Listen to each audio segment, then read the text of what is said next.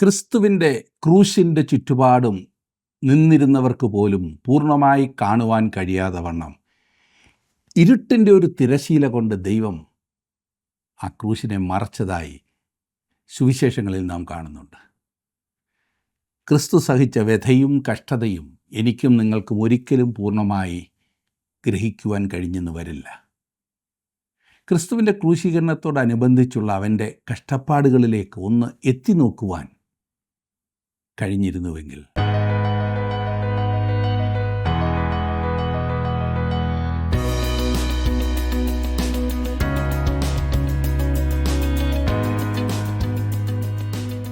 ജീവസന്ദേശത്തിൻ്റെ ഒരു പുതിയ എപ്പിസോഡിലേക്ക് എല്ലാവർക്കും സ്വാഗതം. ക്രിസ്തുവിൻ്റെ ക്രൂശ് മരണം ഒരു ആകസ്മിക സംഭവമല്ല, മറിച്ച് മാനവജാതിയുടെ രക്ഷയ്ക്കായി ദൈവം ഒരുക്കിയ ഒരു പദ്ധതിയായിരുന്നു. ദൈവത്തിൻ്റെ നീതിയാകുന്നു കാൽവറിയുടെ കുന്നിൻ മുകളിൽ ഉയർന്നു നിൽക്കുന്നത്. ക്രൂശിൻ്റെ മാഹാത്മ്യം വ്യക്തമായി തിരിച്ചറിയുവാൻ നമ്മെ സഹായിക്കുന്നതാകുന്നു ഇന്നത്തെ പഠനഭാഗം. യെശയ്യാപ്രവചനം 53 അധ്യായം 1 മുതൽ 6 വരെയുള്ള വാക്യങ്ങളാകുന്നു ഇന്ന് നമ്മൾ ചിന്തിക്കുന്നത്.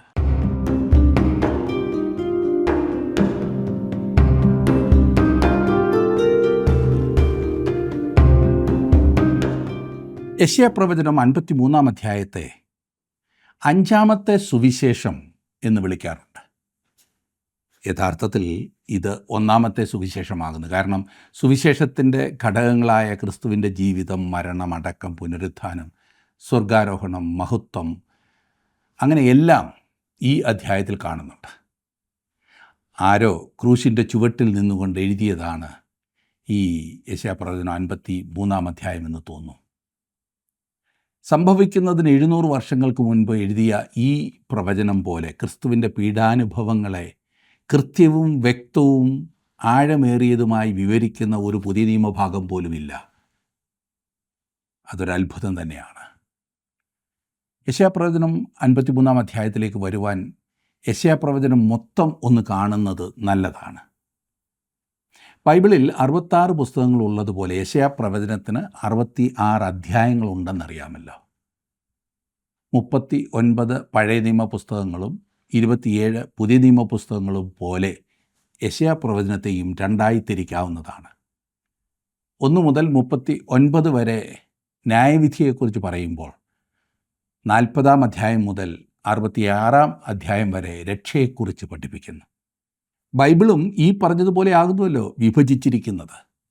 പഴയ നിയമത്തിൽ മുന്നറിയിപ്പുകളും ന്യായവിധിയുമാകുന്നെങ്കിൽ പുതിയ നിയമത്തിൽ രക്ഷയെക്കുറിച്ച് പറയുന്നു.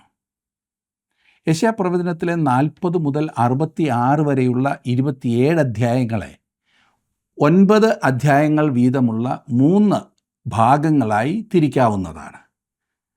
ആദ്യത്തെ 9 അധ്യായങ്ങൾ ബാബേൽ പ്രവാസത്തിൽ നിന്നുമുള്ള മോചനവും അത് ഒരു ചരിത്ര വസ്തുതയായും കാണുന്നു.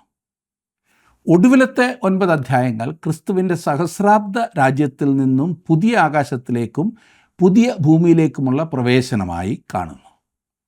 ഈ പറഞ്ഞ രണ്ടിൻ്റെയും മധ്യത്തിൽ പാപത്തിൽ നിന്നുള്ള മോചനം നാം കാണുന്നു.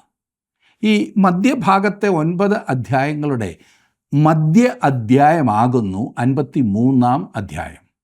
അതിൻ്റെ മധ്യവാക്യമാകുന്നു 5-ാം വാക്യം. എന്നാൽ അവൻ നമ്മുടെ അതിക്രമങ്ങൾ നിമിത്തം മുറിവേറ്റും നമ്മുടെ അകൃത്യങ്ങൾ നിമിത്തം തകർന്നു വിരിക്കുന്നു എന്ന് നാം വായിക്കുന്നു. എത്ര കൃത്യമായിട്ടാണ് പരിശുദ്ധാത്മാവ് അത് രേഖപ്പെടുത്തിയിരിക്കുന്നത്. ഈ 53 അധ്യായത്തിൻ്റെ ആഴം കാണിക്കുവാൻ ഞാൻ ഇത് പറഞ്ഞു എന്ന് മാത്രം. മറ്റൊരു കാര്യം കൂടി ഞാൻ പറയട്ടെ. ഈ ഒടുവിലത്തെ ഭാഗത്തിൻ്റെ 1-ാമത്തെ അധ്യായം പുതിയ നിയമം ആരംഭിക്കുന്ന വിഷയം തന്നെ പറഞ്ഞുകൊണ്ടാണ് ആരംഭിക്കുന്നത്. അതെ, യോഹന്നാൻ സ്നാപകനെ പരിചയപ്പെടുത്തിക്കൊണ്ട്. അതുപോലെ തന്നെ യെശയ്യാപ്രവചനത്തിൻ്റെ അവസാനത്തെ അധ്യായം പുതിയ നിയമം അവസാനിക്കുന്നത് പോലെ തന്നെയാണ്. അതെ, പുതിയ ആകാശത്തെയും പുതിയ ഭൂമിയെയും കുറിച്ച് പറഞ്ഞുകൊണ്ട്. എത്ര മനോഹരമല്ലേ? ഈ 53 അധ്യായത്തിൽ കാണുന്ന ഓരോ വാക്കും പുതിയ നിയമത്തിൽ എവിടെങ്കിലുമൊക്കെ നാം കാണുന്നുണ്ട്. ഞാൻ ചിന്തിക്കുന്നത് ഏതെങ്കിലും കാരണത്താൽ പുതിയ നിയമം നമുക്ക് നഷ്ടപ്പെട്ടിരുന്നെങ്കിൽ ഈ 53-ാം അധ്യായം ഒരു പാപി മാനസാന്തരപ്പെടുവാൻ ആവശ്യമായതെല്ലാം കാണിച്ചു തന്നേനി. സുവിശേഷം മൊത്തം യെശയ്യാപ്രവചനം 53-ാം അധ്യായത്തിലുണ്ട്. ഈ അധ്യായം ഏറെ പ്രാധാന്യമർഹിക്കുന്നതാണ്. കാരണം മനുഷ്യൻ്റെ ഏറ്റവും പ്രധാനപ്പെട്ട ശക്തമായ നിർണായകമായ സംശയത്തിനുള്ള ഉത്തരം ഈ ഭാഗത്തുണ്ട്. അത് ഒരു പാപി എങ്ങനെ ദൈവവുമായി നിരപ്പ് പ്രാപിച്ച് നിത്യ നരകത്തിൽ നിന്നും രക്ഷപ്പെട്ട് നിത്യജീവനിൽ പ്രവേശിക്കും എന്നതാണ്.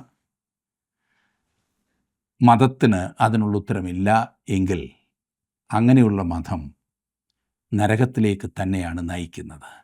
എന്നാൽ യെശയ്യാപ്രവാചകൻ ഈ ഭാഗത്ത് അതിനുള്ള ഉത്തരം കൃത്യമായി നൽകുന്നു.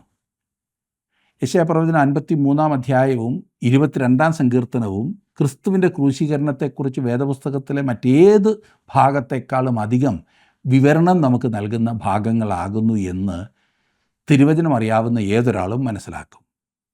ക്രിസ്തുവിൻ്റെ ക്രൂശീകരണത്തോടനുബന്ധിച്ചുള്ള ക്രിസ്തുവിൻ്റെ കഷ്ടപ്പാടുകൾ പൂർണ്ണമായി കാണുവാൻ ദൈവത്തിൻ്റെ പരിശുദ്ധാത്മാവ് നമ്മെ അനുവദിക്കുന്നില്ല എന്നത് ഒരു യാഥാർത്ഥ്യം. ക്രൂശിൻ്റെ ചുറ്റുപാടും നിന്നിരുന്നവർക്ക് പോലും പൂർണ്ണമായി കാണുവാൻ കഴിയാതെ വണ്ണം ഇരുട്ടിൻ്റെ തിരശീല കൊണ്ട് ദൈവം അതിനെ മറച്ചതായി സുവിശേഷങ്ങളിൽ നാം കാണുന്നുണ്ട്. ക്രിസ്തു സഹിച്ച വ്യഥയും കഷ്ടതയും എനിക്കും നിങ്ങൾക്കും ഒരിക്കലും പൂർണ്ണമായി ഗ്രഹിക്കുവാൻ കഴിഞ്ഞെന്ന് വരില്ല. അതുപോലെ നാം അറിയണമെന്ന് ഇല്ലാത്ത കാര്യങ്ങൾ നമുക്ക് പരിചിതമായിരിക്കണമെന്ന് ദൈവം ആഗ്രഹിക്കുന്നുമില്ല. വിശുദ്ധമായത് സാധാരണ കാര്യം പോലെ കാണണമെന്ന് ദൈവം ആഗ്രഹിക്കുന്നില്ല എന്ന് ചുരുക്കം.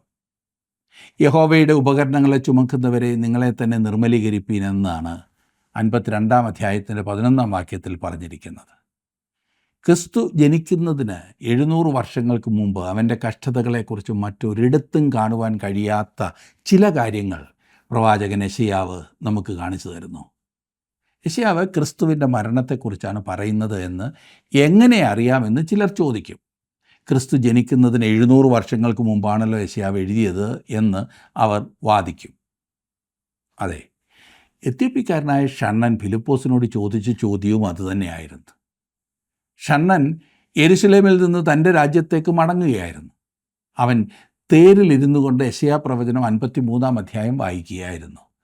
ഏത് ഭാഗമാണ് ഷണ്ണൻ വായിച്ചുകൊണ്ടിരുന്നത് എന്നുപോലും തിരുവചനത്തിൽ പറഞ്ഞിട്ടുണ്ട്. അപ്പോസ്തലപ്രവൃത്തിയുടെ പുസ്തകം 8-ാം അധ്യായത്തിന് 32-ാം വാക്യത്തിൽ. യെശയ്യാപ്രവചനം 53-ാം അധ്യായത്തിൻ്റെ 7ഉം 8ഉം വാക്യങ്ങൾ ഷണ്ണൻ വായിച്ചപ്പോൾ ഫിലിപ്പോസിനോട് അവൻ ഇപ്രകാരം ചോദിച്ചു, ഇത് പ്രവാചകൻ ആരെക്കുറിച്ച് പറയുന്നു? തന്നെക്കുറിച്ചോ മറ്റൊരുത്തനെക്കുറിച്ചോ എന്ന് പറഞ്ഞു തരണം എന്ന് അപേക്ഷിച്ചു. യെശയ്യാപ്രവചനം 53-ാം അധ്യായത്തിൽ യെശയ്യാവ് കർത്താവായ യേശുക്രിസ്തുവിനെക്കുറിച്ചാണ് സൂചിപ്പിച്ചിരിക്കുന്നത് എന്ന് എങ്ങനെ നമുക്കറിയാം? ഫിലിപ്പോസ് പറയുന്നത് ശ്രദ്ധിക്കുക. അവൻ ഷണ്ണൻ്റെ ചോദ്യത്തിനും അതുപോലെ നമ്മുടെ ചോദ്യത്തിനും ഉത്തരം തരും. ഫിലിപ്പോസ് ഈ തിരുവെഴുത്ത് ആധാരമാക്കി അവനോട് യേശുവിനെക്കുറിച്ചുള്ള സുവിശേഷം അറിയിപ്പാൻ തുടങ്ങി. അതുപോലെ തന്നെ യേശുക്രിസ്തു യെശയ്യാപ്രവചനം 53-ാം അധ്യായം തന്നെക്കുറിച്ച് പറയുന്നതായി യോഹന്നാൻ്റെ സുവിശേഷം 12-ാം അധ്യായത്തിൻ്റെ 38-ാം വാക്യത്തിൽ ഉദ്ധരിച്ചിട്ടുണ്ട്. റോമാലേഖനം 10-ാം അധ്യായം 16-ാം വാക്യത്തിൽ പൗലോസ് അപ്പോസ്തലൻ ഈ അധ്യായത്തിൽ നിന്ന് തന്നെ ക്രിസ്തുവിൻ്റെ സുവിശേഷത്തെ സംബന്ധിച്ച് ഉദ്ധരിച്ചിട്ടുണ്ട്. എന്നെ ശ്രദ്ധിക്കുന്ന പ്രിയ സുഹൃത്ത്, ഈ അധ്യായം ക്രിസ്തുവിനെ സൂചിപ്പിക്കുന്നതാണ്. യാതൊരു സംശയവും ഉണ്ടാകുവാൻ ഒരു പഴുതും തിരുവചനത്തിൽ വിട്ടിട്ടില്ല. ക്രിസ്തു ക്രൂശിൽ മരിക്കുന്നതിൻ്റെ ഒരു ചിത്രമാണ് ഇതെന്ന് കാണുവാൻ നമുക്ക് കഴിയും. യെശയ്യാപ്രവചനം 53-ാം അധ്യായത്തിൻ്റെ ആദ്യത്തെ 9 വാക്യങ്ങളിൽ ക്രിസ്തുവിൻ്റെ കഷ്ടതകളെക്കുറിച്ചാണ് പറയുന്നത്. ബാക്കിയുള്ള വാക്യങ്ങളിൽ രക്ഷകൻ്റെ സംതൃപ്തിയെക്കുറിച്ചും പറഞ്ഞിരിക്കുന്നു. കഷ്ടതയും സംതൃപ്തിയും ഈ 2 വിഷയങ്ങളും ഒന്നിച്ചു പോകുന്ന വിഷയങ്ങളാണ്. സംതൃപ്തിക്ക് മുമ്പേ എല്ലായ്പ്പോഴും കഷ്ടതയുണ്ട്. ജീവിതത്തിലെ എല്ലാ പരിശോധനകളും ഒഴിവാക്കി കുറുക്കു വഴികളിൽ കൂടി സന്തോഷം കണ്ടെത്തുവാൻ ഇന്ന് അനേകം ആളുകൾ ശ്രമിക്കുന്നുണ്ട്. എന്നാൽ സംതൃപ്തിക്ക് യാതൊരു കുറുക്കു വഴിയുമില്ല. ദൈവം തന്നെ കുറുക്കു വഴി തിരഞ്ഞെടുത്തില്ല എന്ന് ആണല്ലോ നാം കാണുന്നത്. അവന് ക്രൂശ് ഒഴിവാക്കി കിരീടം സ്വീകരിക്കാമായിരുന്നു. ഇനി നമുക്ക് നമ്മുടെ രക്ഷകൻ്റെ കഷ്ടപ്പാടുകളെക്കുറിച്ച് അല്പം വിശദമായി ഒന്ന് ചിന്തിക്കാം. യെശയ്യാപ്രവചനം 53-ാം അധ്യായത്തിൻ്റെ 1-ാം വാക്യം ഞാനൊന്ന് വായിക്കാം. ഞങ്ങൾ കേൾപ്പിച്ചത് ആർ വിശ്വസിച്ചിരിക്കുന്നു? യഹോവയുടെ ഭുജം ആർക്ക് വെളിപ്പെട്ടിരിക്കുന്നു? യെശയ്യാപ്രവചനം 53 അധ്യായത്തിൽ നിന്നും വളരെ പ്രധാനപ്പെട്ട ഒരു കാര്യം നാം ഓർത്തിരിക്കേണ്ടത് എന്തെന്നാൽ, യെശയ്യാപ്രവചനം 53 അധ്യായം ക്രിസ്തുവിൻ്റെ ദൈവത്വത്തെക്കുറിച്ച് പറയുന്നെങ്കിലും, ക്രിസ്തുവിൻ്റെ മനുഷ്യത്വത്തെക്കുറിച്ച് പറയുന്നെങ്കിലും, ക്രിസ്തുവിൻ്റെ ഈ ലോകത്തിലെ ജീവിതത്തെക്കുറിച്ച് വിവരിക്കുന്നെങ്കിലും, അവനെ ത്യജിച്ചതും നിന്ദിച്ചതും അവൻ്റെ മരണവും അടക്കവും പുനരുത്ഥാനവും പിതാവിൻ്റെ സന്നിധിയിൽ നിന്ന് മധ്യസ്ഥ അണയ്ക്കുന്നതും തേജസ്കരിക്കപ്പെട്ടതും എല്ലാം പറയുന്നെങ്കിൽ തന്നെ ഇത് പ്രധാനമായും ക്രിസ്തുവിനെക്കുറിച്ചുള്ളൊരു പ്രവചനമല്ല. വരട്ടെ, ഞെട്ടിപ്പോയോ?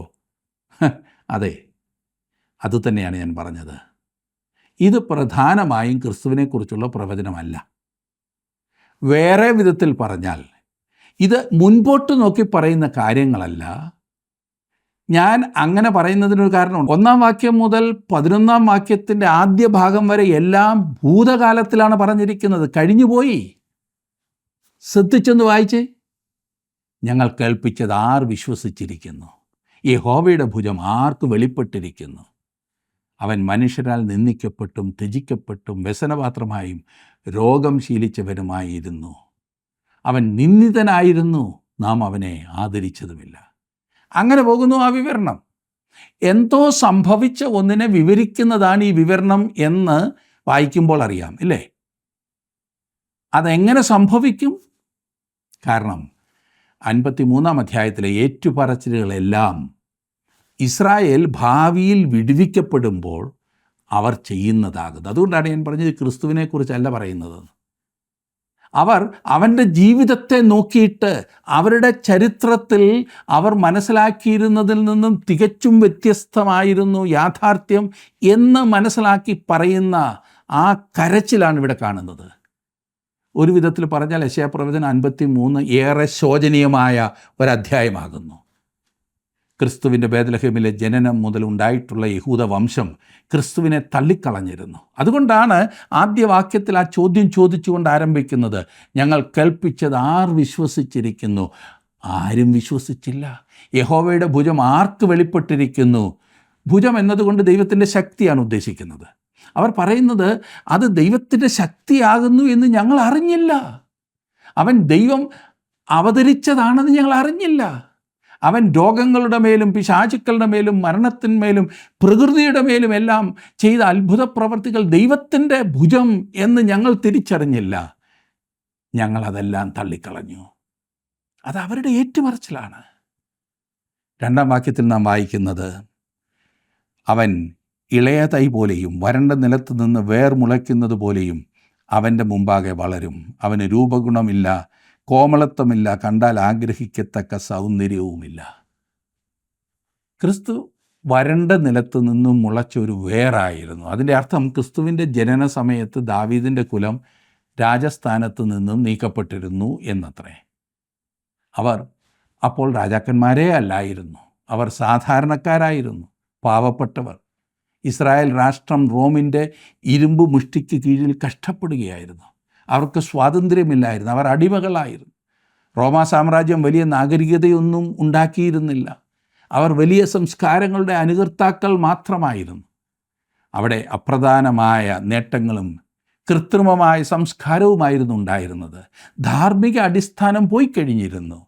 പൗരുഷമുള്ള പുരുഷന്മാരുടെയും സദാചാരബോധമുള്ള സ്ത്രീകളുടെയും സ്ഥാനത്ത് അസാൻമാർഗീയത്വവും സുഖലോലുപത്വവും മാത്രം നോക്കുന്ന ഒരു കൂട്ടം പൗരന്മാരുണ്ടായി. ഇസ്രായേലിൻ്റെ മതം ഒന്നുമില്ലാത്ത ഒരു സ്ഥിതിവിശേഷത്തിലേക്ക് അധപ്പതിച്ചു. അവർ ശൂന്യമായ ചില ആചാരങ്ങൾ അനുഷ്ഠിച്ചു പോന്നു. അവരുടെ ഹൃദയം തണുത്തുറഞ്ഞതും ഉദാസീനവുമായിരുന്നു. അങ്ങനെ ഒരു സാഹചര്യത്തിലേക്കാണ് ക്രിസ്തു വന്നത്. അന്യം നിന്ന ഒരു കുലീന കുടുംബത്തിൽ നിന്നും, റോമിന് അടിമകളായിരുന്ന ഒരു രാഷ്ട്രത്തിൽ നിന്നും, സാംസ്കാരികമായും സാൻമാർഗികമായും അധപ്പതിച്ച ഒരു കാലത്ത് ക്രിസ്തു വന്നു. മനുഷ്യകുലത്തിലെ ഏറ്റവും മനോഹരമായ പുഷ്പം വിരിഞ്ഞത് ലോകചരിത്രത്തിലെ ഏറ്റവും വരണ്ട സ്ഥാനത്തും സമയത്തുമായിരുന്നു. അവൻ്റെ കാലത്തും അവൻ്റെ തലമുറയിലും നോക്കിയാൽ അവനെപ്പോലെ ഒരുവനെ ഉൽപ്പാദിപ്പിക്കുന്നത് അസാധ്യമായിരുന്നു. എന്നാൽ അവൻ വന്നു. കാരണം അവൻ ദൈവത്തിങ്കിൽ നിന്നാണ് വന്നത്. വരണ്ട ഒരു മരുഭൂമിയിൽ കൂടി താങ്കൾ നടന്നു പോകുന്നു എന്ന് വിചാരിക്കുക. ഒരു തുള്ളി വെള്ളം എങ്ങുമില്ല, ചുട്ടുപൊള്ളുന്ന വെയിൽ. അങ്ങനെ പോകുമ്പോൾ അങ്ങ് അകലെ ഒരു സസ്യം കാണുന്നു. അത് മഞ്ഞ് വീഴുന്ന സ്ഥലത്തുണ്ടാകുന്ന സസ്യമാണ്. നാം ആശ്ചര്യപ്പെടുമല്ലേ, ഇതെങ്ങനെ ഇവിടെ വളരും? അസാധ്യം, വിരോധാഭാസം, വിചിത്രമായിരിക്കുന്നു. അതൊരത്ഭുതം മാത്രം. ക്രിസ്തുവിൻ്റെ വരവ് അപ്രകാരമായിരുന്നു. അവൻ്റെ ദിനം പോലെ ഒന്നൊരിക്കലും ഉണ്ടായിരുന്നില്ല എന്ന് വേണം പറയുവാൻ. അങ്ങനെയുള്ള ആ ദിവസത്തിൽ അതുപോലൊന്നിനെ ഒരിക്കലും ഉണ്ടാക്കുവാൻ കഴിയുമായിരുന്നില്ല. ചിന്തിപ്പിക്കുന്ന കാര്യം, അവൻ വ്യത്യസ്തനായിരുന്നു എന്നതാണ്. അതുകൊണ്ട് അവൻ വരണ്ട നിലത്ത് നിന്നുള്ള ഒരു മുളയായിരുന്നു. 4-ാം വാക്യത്തിൽ നാം കാണുന്നത്, സാക്ഷാൽ നമ്മുടെ രോഗങ്ങളെ അവൻ വഹിച്ചു, നമ്മുടെ വേദനകളെ അവൻ ചുമന്നു. നാമോ ദൈവം അവനെ ശിക്ഷിച്ചും അടിച്ചും ദണ്ഡിപ്പിച്ചും ഇരിക്കുന്നു എന്ന് വിചാരിച്ചു. അവൻ ദൈവത്താൽ അടിച്ചും ദണ്ഡിപ്പിച്ചും ഇരുന്നു എന്ന്. ഇത് നാം മനസ്സിലാക്കാതെ പോകാതിരിക്കുവാനായി പ്രവാചകൻ 3 പ്രാവശ്യം ഇക്കാര്യം എടുത്തു പറഞ്ഞിട്ടുണ്ട്. യഹോവ നമ്മുടെ എല്ലാവരുടെയും അകൃത്യം അവൻ്റെ മേൽ ചുമത്തി എന്ന് 6-ാം വാക്യത്തിലും, അവനെ തകർത്ത് കളയുവാൻ യഹോവയ്ക്ക് ഇഷ്ടം തോന്നി എന്ന് 10-ാം വാക്യത്തിലും പറഞ്ഞിരിക്കുന്നു. അവന് കഷ്ടം വരുത്തി. പിതാവായ ദൈവമാണ് പൂർണ്ണ മനുഷ്യനായി യേശുവിനെ ഇപ്രകാരം വേദനയോടുകൂടെ കഷ്ടം അനുഭവിപ്പാൻ ഏൽപ്പിച്ചു കൊടുത്തത് എന്ന് ഗ്രഹിക്കുമ്പോൾ നമുക്ക് തീർച്ചയായും ചിന്താക്കുഴപ്പം ഉണ്ടായേക്കാം. എന്നാൽ വേറെ ഒരു മാർഗവും ഉണ്ടായിരുന്നില്ല. എന്തുകൊണ്ടാണ് ദൈവം യേശുവിനോട് അപ്രകാരം പ്രവർത്തിച്ചത് എന്ന് അറിയുവാൻ നമുക്ക് ആഗ്രഹമുണ്ടല്ലേ? അപ്രകാരം കഷ്ടത അനുഭവിക്കുവാൻ തക്കവണ്ണം അവൻ എന്ത് ചെയ്തു? ക്രൂശിലേക്ക് അല്പം സമയം നിങ്ങളുടെ കണ്ണുകളെ ഉയർത്തി നോക്കുക. 6 മണിക്കൂറുകൾ ക്രിസ്തു ക്രൂശിലായിരുന്നു.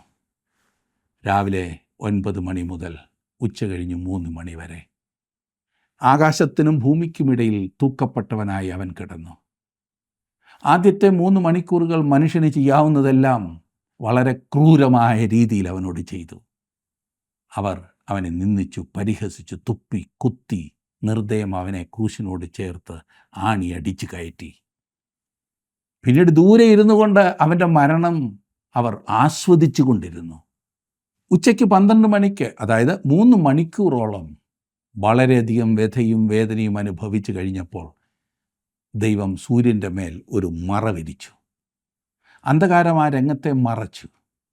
പിതാവായ ദൈവവും പുത്രനായ യേശുവും തമ്മിലുള്ള ആ ഇടപാട് കാണാതെ വണ്ണം മനുഷ്യ കണ്ണുകളെ ദൈവം മൂടുകയാണ് ചെയ്തത്. ലോകത്തിൻ്റെ പാപപരിഹാരമായി യേശു യാഗമായി തീർന്നു. അവൻ്റെ ആത്മാവിനെ ദൈവം പാപയാഗമാക്കി തീർത്തു. യേശു ക്രിസ്തു പാപമായി കരുതപ്പെട്ടു. പാപമറിയാത്തവനെ നമുക്ക് വേണ്ടി പാപമാക്കി എന്ന് നാം വായിക്കുന്നുണ്ടല്ലോ. ദൈവം പാപത്തെ എത്രമാത്രം വെറുക്കുന്നു എന്നറിയണമെങ്കിൽ ക്രൂശിലേക്ക് നിങ്ങൾ നോക്കിയാൽ മതിയാകും. ദൈവം പാപത്തിന് ശിക്ഷ കൊടുക്കുമെന്ന് അറിയണമെങ്കിൽ യേശുവിൻ്റെ ചങ്കിലേക്ക് നോക്കുക. പാപത്തിൻ്റെ ശിക്ഷയായി അവൻ ചങ്കിൽ കുത്തേറ്റവനായി. തൻ്റെ ഓമനയായവനെ ദൈവം തകർത്തു. ഇത്ര വലിയ രക്ഷയെ നാം ഗണ്യമാക്കാതെ പോയാൽ എങ്ങനെ തെറ്റിയൊഴിയുമെന്നാണ് എബ്രായ ലേഖകൻ ചോദിക്കുന്നത്. ക്രൂശ് ലോകത്തിൻ്റെ പാപത്തെ ചുമന്നൊഴിക്കുന്ന ദൈവ കുഞ്ഞാടി യാഗമായി തീർന്ന യാഗപീഠമായി തീരുകയാണ് ചെയ്തത്. അവൻ മറ്റുള്ളവർക്ക് വേണ്ടി മരണം വഹിക്കുകയായിരുന്നു, എനിക്ക് വേണ്ടിയും നിങ്ങൾക്ക് വേണ്ടിയും. യേശു ക്രൂശിൽ വലിയ കഷ്ടതയും വേദനയും അനുഭവിച്ച് മരണം സഹിച്ചത് നമുക്ക് വേണ്ടിയിട്ടാണ്. 5ഉം 6ഉം വാക്യങ്ങളിൽ നാം വായിക്കുന്നത്, എന്നാൽ അവൻ നമ്മുടെ അതിക്രമങ്ങൾ നിമിത്തം മുറിവേറ്റും നമ്മുടെ അകൃത്യങ്ങൾ നിമിത്തം തകർന്നുമിരിക്കുന്നു. നമ്മുടെ സമാധാനത്തിനായുള്ള ശിക്ഷ അവൻ്റെ മേലായി, അവൻ്റെ അടിപ്പിണരുകളാൽ നമുക്ക് സൗഖ്യം വന്നുമിരിക്കുന്നു. നാം എല്ലാവരും ആടുകളെപ്പോലെ തെറ്റിപ്പോയിരുന്നു. നാം ഓരോരുത്തരും താൻ്റെ വഴിക്ക് തിരിഞ്ഞിരുന്നു. എന്നാൽ യഹോവ നമ്മുടെ എല്ലാവരുടെയും അകൃത്യം അവൻ്റെ മേൽ ചുമത്തി. 5-ാം വാക്യം അതിശക്തമായ ഒരു ഏറ്റുപറച്ചിലാണ്. യഹൂദന്മാർ ചെയ്യുവാൻ പോകുന്ന ആ ഏറ്റുപറച്ചിലാണ്. രക്ഷിക്കപ്പെടുവാൻ വേണ്ടി ഏതൊരു കാലത്തും ഏതൊരു മനുഷ്യനും ചെയ്യേണ്ടത് അതത്രേ. 4-ാം വാക്യത്തിൽ കാണുന്നത് മുക്തി അഥവാ പാപമോചനമാകുന്നു. ക്രിസ്തു നമ്മുടെ പാപങ്ങൾ വഹിക്കുന്നു. ഉദയം അസ്തമയത്തോട് അകന്നിരിക്കുന്നത് പോലെ അവൻ നമ്മുടെ ലംഘനങ്ങളെ നമ്മോട് അകറ്റിയിരിക്കുന്നു എന്ന് സങ്കീർത്തനക്കാരൻ പാടിയതുപോലെ പത്രോസിൻ്റെ 1-ാം ലേഖനം 2-ാം അധ്യായത്തിൻ്റെ 24-ാം വാക്യത്തിൽ നാം വായിക്കുന്നത് അവൻ തൻ്റെ ശരീരത്തിൽ നമ്മുടെ പാപങ്ങളെ ചുമന്നു എന്നാണ്. പാപത്തിൽ നിന്നുള്ള മോചനം എന്നാൽ 5-ാം വാക്യത്തിൽ നാം കാണുന്നത് മുറിവേറ്റും തകർക്കപ്പെട്ടും ഇരിക്കുന്നവനെയാണ്. അതായത് ദൈവത്തെ സംതൃപ്തിപ്പെടുത്തുവാൻ അല്ലെങ്കിൽ അനുനയിപ്പിക്കുവാൻ ശിക്ഷയേറ്റവൻ. അവിടുന്ന് നമ്മുടെ പാപത്തിൻ്റെ ശിക്ഷ തൻ്റെ മേൽ വഹിച്ച് ദൈവത്തെ പ്രസാദിപ്പിച്ചു. 5-ാം വാക്യത്തിൽ അതിക്രമങ്ങളെക്കുറിച്ചും അകൃത്യങ്ങളെക്കുറിച്ചും പറഞ്ഞിരിക്കുന്നത് ശ്രദ്ധിച്ചോ. അതിക്രമങ്ങൾ എന്നാൽ പാപത്തെ പൊതുവായി പറഞ്ഞിരിക്കുന്നതാണ്, ദൈവത്തിൻ്റെ കൽപ്പനകളെ ലംഘിക്കുന്നത്. അകൃത്യങ്ങളെന്ന് പറയുന്നത് വക്രത, വൈകൃതപ്പെടുത്തൽ എന്നൊക്കെയാണ് അതിൻ്റെ അർത്ഥം. അതെ, ക്രിസ്തു നമ്മുടെ വേദനകളെ ചുമന്നു. നമ്മുടെ പാപത്തിൻ്റെ ഫലമായി ഉണ്ടാകുന്ന ശിക്ഷ അവൻ സ്വയം ഏറ്റെടുത്തു. ദൈവത്തിൻ്റെ ക്രോധത്തിൽ നിന്നും വിടുതൽ പ്രാപിക്കുവാൻ ആഗ്രഹിക്കുന്ന സകലരും ചെയ്യേണ്ട ഏറ്റുപറച്ചിൽ ഇതത്രേ. ഇതല്ലാതെ വേറെ രക്ഷ ഒന്നുമില്ല. അവൻ്റെ അടിപ്പിണരുകളാൽ നമുക്ക് സൗഖ്യം വന്നിരിക്കുന്നു. എന്ത് സൗഖ്യമാണ് നമുക്ക് വന്നത്? ഒരുപക്ഷെ നിങ്ങൾ ഇപ്പോൾ സംശയിക്കുന്നുണ്ടായിരിക്കാം. ശാരീരികമായ രോഗത്തിൽ നിന്നാണോ നാം സൗഖ്യം പ്രാപിച്ചത് യേശുക്രിസ്തുവിൻ്റെ ക്രൂശിലെ മരണത്താൽ? അതാണോ ഇവിടുത്തെ പ്രധാനപ്പെട്ട ചിന്ത? ദൈവത്തിൻ്റെ പരിശുദ്ധാത്മാവിനാൽ ശിമോൻ പത്രോസ് ഇതിനെ വ്യാഖ്യാനിച്ചിരിക്കുന്നത് നമ്മുടെ ശ്രദ്ധയിൽ കൊണ്ടുവരുവാൻ ഞാൻ ആഗ്രഹിക്കുന്നു. 1 പത്രോസ് 2:24 നാം പാപം സംബന്ധിച്ച് മരിച്ച് നീതിക്ക് ജീവിക്കേണ്ടതിന് അവൻ തൻ്റെ ശരീരത്തിൽ നമ്മുടെ പാപങ്ങളെ ചുമന്നുകൊണ്ട് ക്രൂശിൽ കയറി. അവൻ്റെ അടിപ്പിണരാൽ നിങ്ങൾക്ക് സൗഖ്യം വന്നിരിക്കുന്നു. ഇത് ഒട്ടും നാം തെറ്റായി കാണരുത്. ഇതിൻ്റെ ശരിയായ അർത്ഥത്തിൽ തന്നെ നാം ഇതിനെ ഉൾക്കൊള്ളണം. എന്തിൽ നിന്നാണ് നമുക്ക് സൗഖ്യം വന്നിരിക്കുന്നത്? നാം നമ്മുടെ പാപങ്ങളിൽ നിന്നും അതിക്രമങ്ങളിൽ നിന്നും സൗഖ്യം പ്രാപിച്ചിരിക്കുന്നു എന്ന് പത്രോസ് അപ്പോസ്തലൻ വ്യക്തമാക്കിയിരിക്കുന്നു. അന്ന് അവർ ചെയ്ത തെറ്റുകൾ മാത്രമല്ല ഏറ്റുപറയുന്നത്, അതിനേക്കാൾ ആഴത്തിൽ അവർ പോകും. 6-ാം വാക്യം നാം വായിച്ചപ്പോൾ നാം എല്ലാവരും ആടുകളെപ്പോലെ തെറ്റിപ്പോയിരുന്നു, നാം ഓരോരുത്തരും താൻ്റെ വഴിക്ക് തിരിഞ്ഞിരുന്നു. എന്നാൽ യഹോവ നമ്മുടെ എല്ലാവരുടെയും അകൃത്യം അവൻ്റെ മേൽ ചുമത്തി. ക്രിസ്തുവിൻ്റെ മേൽ ചുമത്തപ്പെട്ട നമ്മുടെ പാപമാകുന്നു ഇവിടെ വിഷയം. ഇതത്ര നീതീകരണം. രക്ഷയുടെ യഥാർത്ഥ ഉപദേശം ഇതാണ്. ക്രിസ്തുവിൻ്റെ മരണം ധാർമ്മികമായി ആരെയും ഉത്തേജിപ്പിക്കുവാനായിരുന്നില്ല. അവൻ മരണം വരിച്ചത് രക്തസാക്ഷി മരണമായിരുന്നില്ല. അവിടുന്ന് നമുക്ക് പകരമായി മരിക്കുകയായിരുന്നു. ക്രിസ്തു മരിച്ചത് നമ്മുടെ അതിക്രമങ്ങൾക്ക് മാത്രമായിരുന്നില്ല, പിന്നെയോ നമ്മുടെ പാപപ്രകൃതത്തിനും കൂടിയായിരുന്നു. പാപപ്രകൃതത്തിന്. അതാണ് നാം എല്ലാവരും ആടുകളെപ്പോലെ തെറ്റിപ്പോയിരുന്നു, നാം ഓരോരുത്തരും താൻ്റെ വഴിക്ക് തിരിഞ്ഞിരുന്നു എന്ന് പറഞ്ഞതുകൊണ്ട് ഉദ്ദേശിക്കുന്നത്. നമുക്ക് നമ്മുടെ പ്രവർത്തനങ്ങളിലും പെരുമാറ്റങ്ങളിലും മാത്രമല്ല പ്രശ്നം, പിന്നെയോ നമ്മുടെ സ്വഭാവത്തിൽ, നമ്മുടെ പ്രകൃതത്തിൽ പ്രശ്നമുണ്ട്.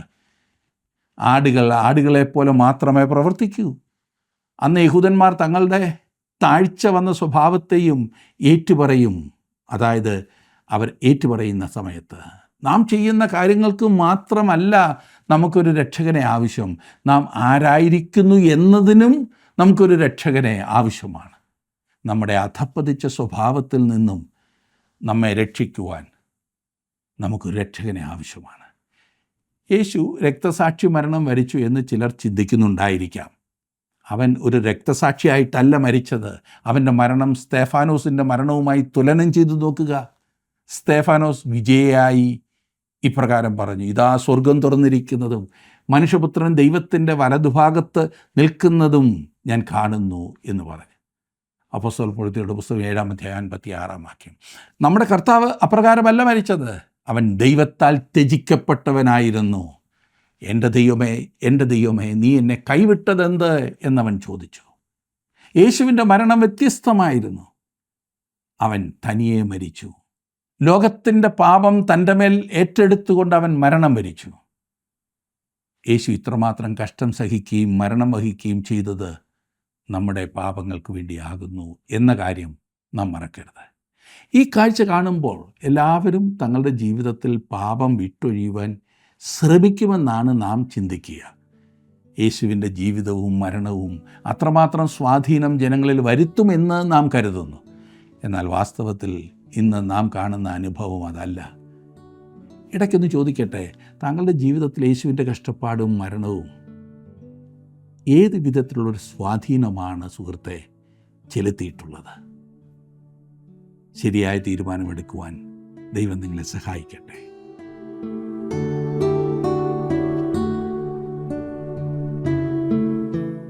ക്രിസ്തുവിൻ്റെ കഷ്ടാനുഭവങ്ങളുടെയും ക്രൂശുമരണത്തിൻ്റെയും പിൻപിലുള്ള ദൈവിക പദ്ധതികൾ മനുഷ്യർക്ക് മറഞ്ഞിരിക്കുന്ന വസ്തുതയായിരുന്നു.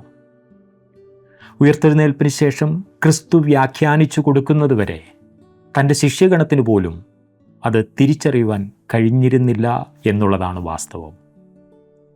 എമ്മോസിലേക്ക് പോയ ശിഷ്യന്മാർക്കും എത്യോപ്യക്കാരൻ ഷണ്ണനും ഒക്കെ കഷ്ടമനുഭവിക്കുന്ന ക്രിസ്തുവിനെ വ്യാഖ്യാനിച്ചു കൊടുത്തതിന് ശേഷമാണ് മനസ്സിലാക്കുവാൻ സാധിച്ചത്. ലോകത്തിന് ഭോഷത്വമെങ്കിലും രക്ഷിക്കപ്പെടുന്ന നമുക്ക് ദൈവശക്തിയാകുന്നു ക്രൂശിൻ്റെ വചനം.